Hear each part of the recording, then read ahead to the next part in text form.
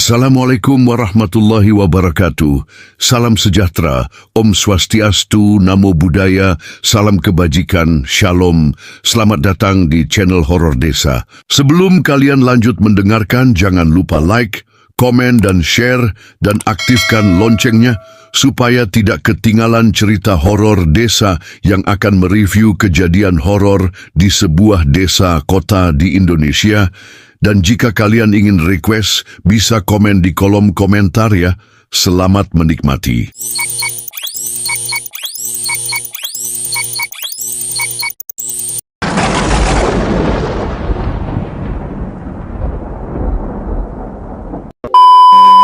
Bab 1. Pembangunan di Tanah Terlarang.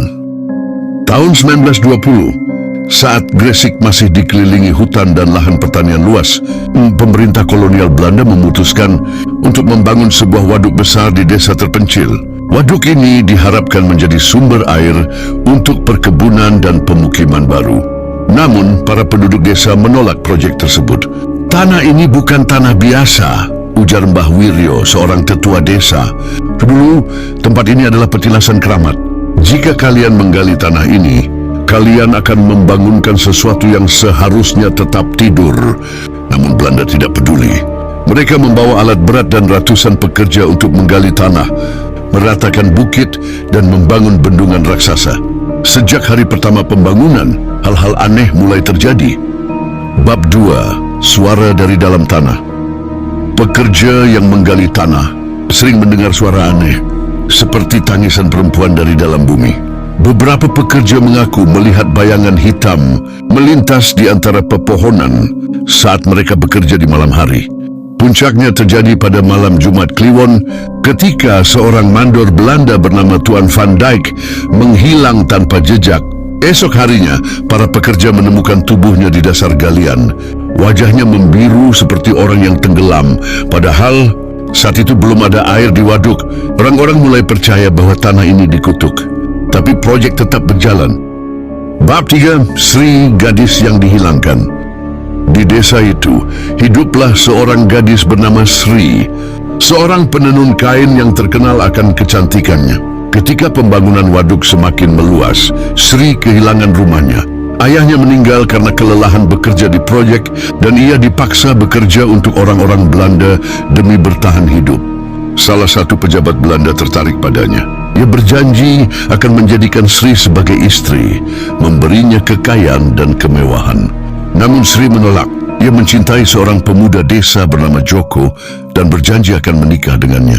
Namun, malam sebelum pernikahan mereka, Sri menghilang. Beberapa orang mengaku melihatnya diseret ke dalam tenda pejabat Belanda di dekat lokasi waduk, dan esoknya tubuhnya ditemukan mengambang di dalam bendungan yang baru saja. Diisi air untuk pertama kalinya. Matanya terbuka, mulutnya membeku dalam ekspresi ketakutan, seolah melihat sesuatu yang mengerikan sebelum mati. Bab 4. Waduk yang menagih nyawa.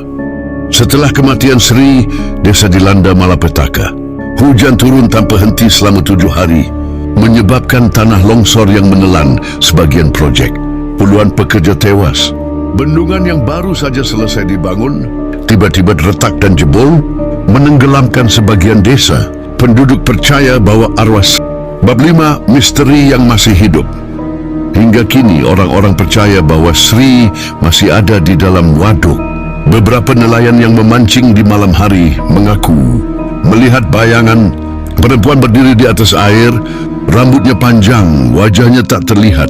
Kadang terdengar suara perempuan menangis di tengah waduk, memanggil nama Joko, tunangan yang tak pernah sempat dinikahinya. Dan bagi mereka yang berani melewati waduk saat tengah malam, ada satu larangan yang tidak boleh dilanggar. Jangan sekali-kali menyebut nama Sri, karena jika kau melakukannya, air waduk akan mulai beriak, dan seseorang akan ditarik ke dalam. Bab 6. Korban yang terus bertambah. Tahun demi tahun berlalu, namun kutukan waduk bunder masih menghantui penduduk. Tidak ada yang berani berada di dekat waduk saat malam, karena mereka yang nekat sering mengalami kejadian mengerikan. Ada seorang pemuda bernama Bayu yang sombong dan tidak percaya takhayul. Suatu malam, ia bertaruh dengan teman-temannya untuk berenang di tengah waduk. Kalian semua pengecut, katanya sambil tertawa. Bayu melompat ke air. Awalnya kini berenang dengan mudah. Namun tiba-tiba tubuhnya berhenti bergerak. Raut wajahnya berubah ketakutan. Ia menatap ke bawah, lalu mulai berontak.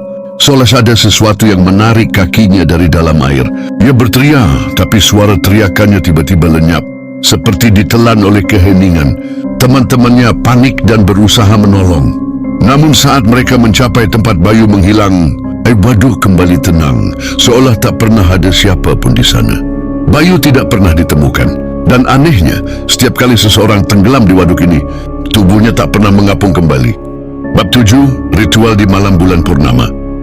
Para tetua desa percaya bahwa arwah Sri masih bergentayangan mencari keadilan atas kematiannya. Setiap malam bulan purnama, para dukun desa mengadakan ritual. Siapa yang akan jadi tumbal berikutnya? Mitos waduk bundar semakin kuat. Setiap tahun selalu ada korban tenggelam. Orang-orang mulai percaya bahwa waduk ini membutuhkan tumbal agar airnya tetap ada dan desa tetap selamat. Beberapa warga bahkan mengaku bahwa sebelum ada korban tenggelam, mereka sering melihat bayangan perempuan di tepi waduk. Kadang terdengar suara perempuan bernyanyi lirih di malam hari. Joko, aku masih menunggumu. Bagi mereka yang mendengar suara itu, nasibnya sudah ditentukan. Tidak peduli seberapa hati-hati mereka, pada akhirnya mereka akan dipanggil kembali ke waduk. Waduk yang masih hidup.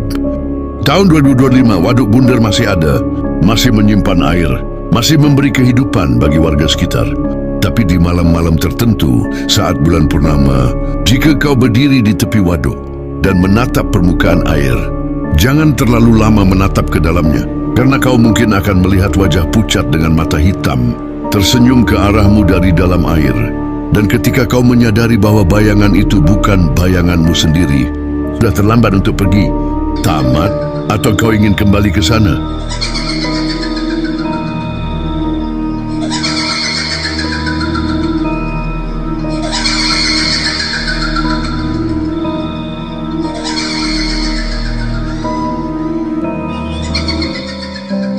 Terima kasih sudah klik video ini. Jangan lupa guys, klik tombol subscribe, karena subscribe itu gratis. Dengan subscribe kamu support channel ini terus untuk upload hampir setiap hari. Ingat, subscribe itu gratis, gak ada ruginya kamu klik tombol subscribe guys. Selamat menonton.